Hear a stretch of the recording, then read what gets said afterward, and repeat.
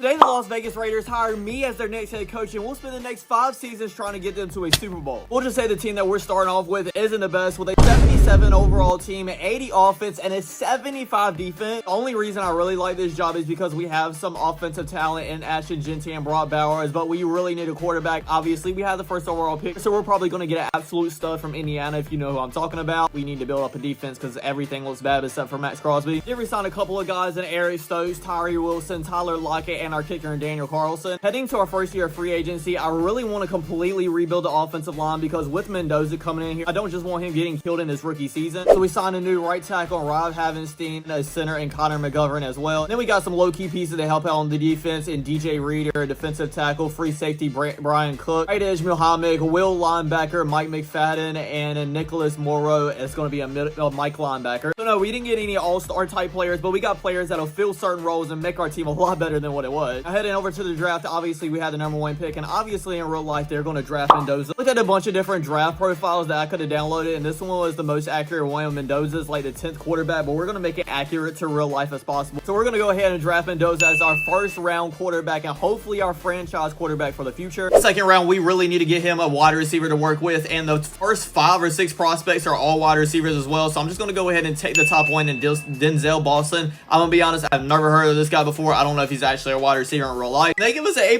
pick on that one, so hey, I am perfectly fine with that. We'll go ahead and sim the rest of the draft because honestly, like I said, I don't know anybody else on here. Mendoza starting off at his 73 overall, wide receivers is 77. How is he a higher overall than Mendoza? I really don't understand. Looks like we have a really great draft class because everybody is a 70 overall or higher. That is an amazing start right there. And here's our roster heading in the first game. We have an 81 overall team now with an 83 offense, 80 defense. And I gotta pat myself on the back a little bit because just being that better in one offseason is absolutely crazy. I think we're going to be looking at this season to see if Mendoza is going to be our future franchise quarterback or not, and the growth of our rookie wide receiver as well. On the defensive side of the ball, I think we got a lot of rookies starting too in Keenan, Jay Smith, and T. Davis at cornerback. Up into our very first game in here. Hopefully we got our very first one as well. We already have it on a third down. Oh my god, perfect spin move. He is just breaking off of tackles. I don't know who this guy is, but we're inside the 5-yard line now. Honestly, I really don't care who gets the ball. As long as we get a touchdown, I just got to check it down to the running back. And Ashton Jeanty gets in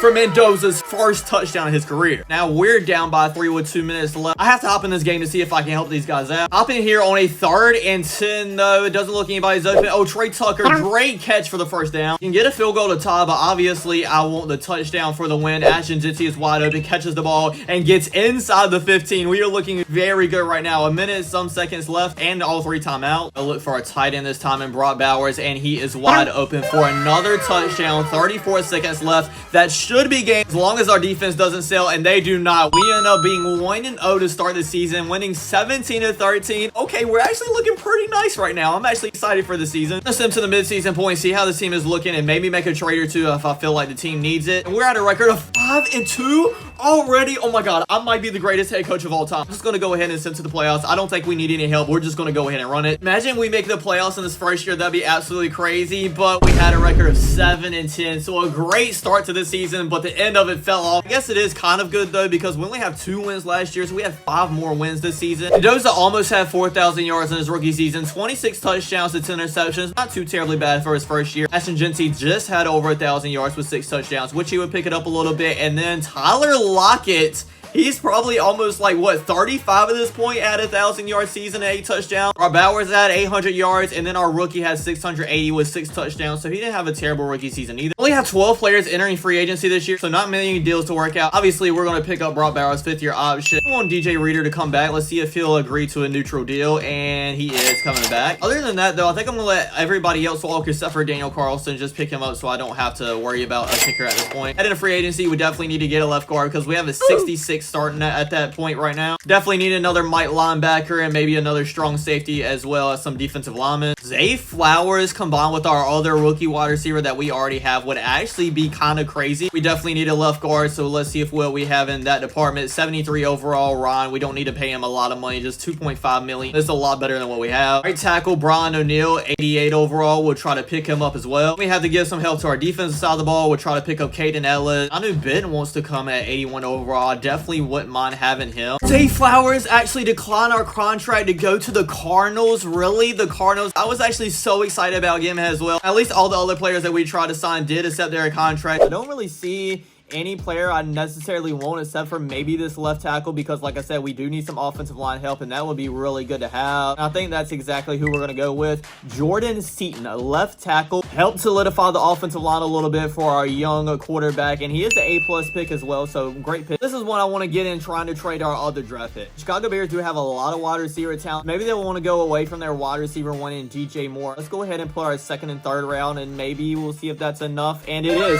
DJ Moore is joining the Las Vegas Raiders, and we have another dominant wide receiver on our team. I actually love that. I send the rest of our draft, and it doesn't look great because we have a 62 overall as our second draft pick, a 71 cornerback, so he might be a low-key a steal. We got to remember, we have an actual wide receiver now that our quarterback can throw to, other than our dominant one that we drafted a couple years ago. We have an 84 overall team, an 87 offense, and an 81 defense. For this roster, I really do think we have a chance to make it into the playoffs, and I hope to God we do. Let's go ahead and hop into this week 1 game against the Denver Broncos, and hopefully we started off to a bang. Mendoza literally has so many weapons to work with right now. I can name like 3 or 4 elite players, and we have our second year player going down and hurdling somebody. Moore, Boston, Ashton Genty, and Brock Bowers all on the same team is going to do absolutely amazing things. And also, Jack Best just made a huge play. Already in the red zone, Best is wide open once again, and we get to the 1-yard line, and then we're going to throw it a triangle because he is wide open. I don't know who that is. I guess it's somebody that we drafted on down the line, but it doesn't matter. We got a touchdown already. Entering the fourth quarter, we are winning 21-7, scoring 21 points against this great Denver Broncos defense is actually really good. We're driving downfield once again and end up getting a field goal, so that should be game.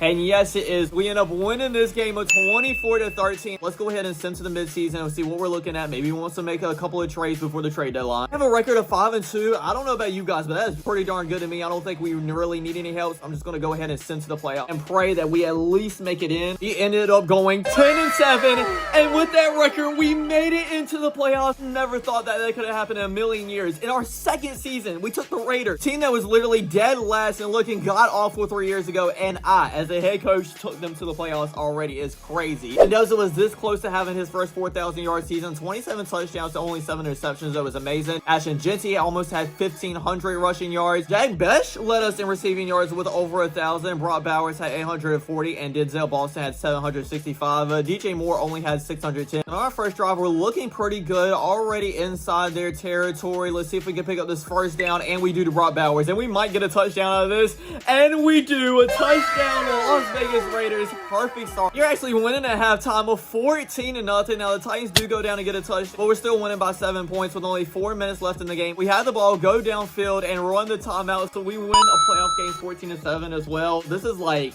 I don't even know what to say. This is crazy. Our next game is going to be against our divisional rival in the 11-6 LA Chargers. Halftime, we are losing, but just barely by 3 points. We go down and get a touchdown. Inside the fourth quarter, we get another touchdown. And ladies and gentlemen, we are going to the AFC Championship game. And the next team that's in our way is the 15-2 Buffalo Bills. 15-2. This one might not go as good as the other games, to be honest. At halftime, we are getting blown out 17-0. We do go down and get a quick touchdown in the second half, though. Can we score again? No, we can't. It's the Bills scoring another touchdown. So our great Cinderella run has come to an end. A loss to the Buffalo Bills, losing 24-7. I would have loved to go and get a Super Bowl, but still, that is a great place to be in our only second year of the rebuild. We still got 3 more seasons to build this roster. We have 18 players going to free agency, and obviously we're going to pick up Ashton Genty's 5th-year option. I really want Jackson Powers Johnson to stay here. It looks like he does as well, so we're going to try to sign him to a neutral deal, and yes, he's coming back to the team. Other than that, I don't really see anybody else that I want to keep around. Got to be looking for a left guard once again. We got a 69 overall at that spot. Honestly, other than that, our offense is looking pretty darn good. Mendoza's at 86 overall now. Defensive side of the ball is looking pretty darn good as well. We definitely need a right linebacker and maybe a right edge and maybe a strong safety. So we're probably going to be building up on the defensive side of the ball this offseason more than the offensive side of the ball for the first time. You guys remember when I literally just said we need a right edge? Well, Trey Hendrickson is here at an 88 overall. He wants to come to the building as well. We're going to try to sign him to a 1-year contract, as well as Caden Ellis. Yes, I know we just just let him walk, but honestly, we need him at that spot because we do not have any Mike linebackers. And I said I need a strong safety as well, and Javon Bullard wants to come here. It is all the way up green, and we're going to sign him to a 3-year deal. We're going to advance the week and just pray that all these people come, because if they do, every spot on the roster is pretty much filled now. Only 2 of them end up coming, and Trey Henderson and Caden Ellis, so I guess that left guard and the strong safety didn't want to come. I don't really know why the strong safety didn't. His thing was all the way up to green, and he still didn't want to come. He went to the Pittsburgh Steelers. Wow, but let's see who else we can get. We can get Marquise Bell. No, he's not as great as the guy we're just trying to get, but still a solid player for what we already have at that spot. And then we'll try to get another left guard. Let's see if this 76 overall want to come, and they both want to come. Okay, now every single position in our roster is pretty much filled. We're in a very interesting spot for this draft because, like I said, we don't really need any certain type of player. I forgot to choose a draft class, so it's just fully computer generated. I'll just go ahead and pick the top guy on here. I know we don't really need a wide receiver. DJ Moore's overall is probably going to start going down as he gets older. It's rated a B-, so I guess it's not the best draft pick. We'll just go ahead and simulate the rest of it. He's starting off at a 74 overall, so I don't understand why we got a B- for that one, but other than that, we really didn't draft good at all. Our second round pick is starting off at a 66 overall. An 86 overall team with an 89 offense, 83 defense. Mendoza is only at 82 overall, so he hasn't really gone up any, so that kind of does hinder me a little bit from actually saying that he can be the quarterback to take us to a Super Bowl. But other than that, I guess our offense does look good. Go ahead and just sim to the playoffs, because I think with this team, we'll make it to the playoffs once again. Our main goal now and for the next 3 years is going to be to get the Super Bowl. And this season, we went 7-10 and didn't make it. Wait, that is such a fall off. I guess we just had like one Cinderella story, and apparently this whole roster has a lot further to go before we get a Super Bowl. He barely had over 3,000 yards, 19 touchdowns to 10 interceptions. I really did want to build around him and have him be our franchise quarterback for this whole video, but like I said, we might have to start rethinking that position. Have a lot of talent that's going to be a free agent this year, a total of 21 players and a lot of starters as well. Obviously, I want to try to re-sign Brock Bowers back. I'm going to try to sign him to a very player-friendly deal, and he is coming back to the team. I'm going to set the 5th-year option on Mendoza just in case if we can't get another quarterback, at least he's still on the team. Love to get Trey Henderson back as well because obviously he's a dominant player. Let's try to sign him to a player-friendly deal, and he's coming back. We also re-signed Darian Port, Micah McFadden, and Brian O'Neill as well. On a free agency, we have 4 major spots we have to fill. Left guard, defensive tackle, a Mike linebacker, and a free safety, but Monroe St. Brown in a 99 overall is looking very timid right now. We'll make a neutral offer and see if he wants to come over. Actually did end up signing with us, and we signed some other key players as well. Free safety Howland, defensive tackle, I have no clue how to say that name or our left guard's name either, and then the Mike linebacker Robert Spillane. Amazing guys, but it was just holes that we needed to fill. I know I said I wanted to trade for a quarterback, but it's just not working out because either we are over the salary cap or they're over the salary cap, so I think I'm actually going to try that for our last season. Let's just go ahead and try one more season with Mendoza, and if that doesn't work, we'll go all in on our final season, get an all-star quarterback, and try one more run at the Super Bowl. Decent draft class,